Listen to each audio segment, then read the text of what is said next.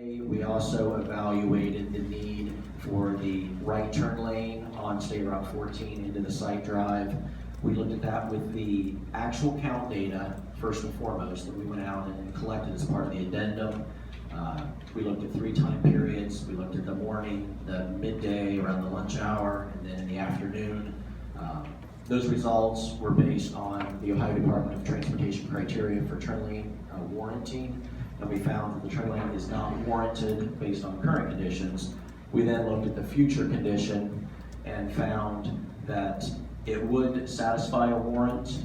The caution that I do document in my report is that the 2015 traffic study for State Route 14 that was prepared for the city, it showed about a 65% increase in the baseline traffic growth. There's some technical factors that go into traffic projections that I won't necessarily explain unless there's some questions there. But it was a very substantial increase in the amount of through traffic on State Route 14.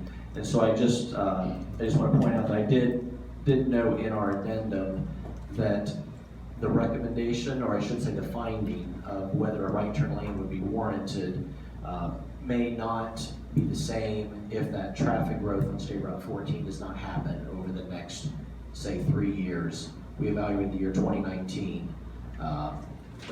So there's 3 years of growth. We took the counts we took today and the future. And if that traffic does not grow at that suggested pace, that right turn lane may not be warranted at that time. So I just recommended that another traffic count perhaps be performed in the future when the site opens to see if State Route 14 traffic has in fact increased to those levels.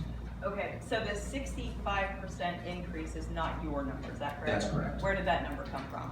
Well, I believe it ultimately came from the Ohio Department of Transportation. They're the ones that would have ultimately prepared or certified the traffic that was used in the State Route 14 traffic and safety study. Okay, so ODOT, or the Ohio Department of Transportation's study, did not have anything to do with Shelly, is that correct? Oh, that's correct. Okay.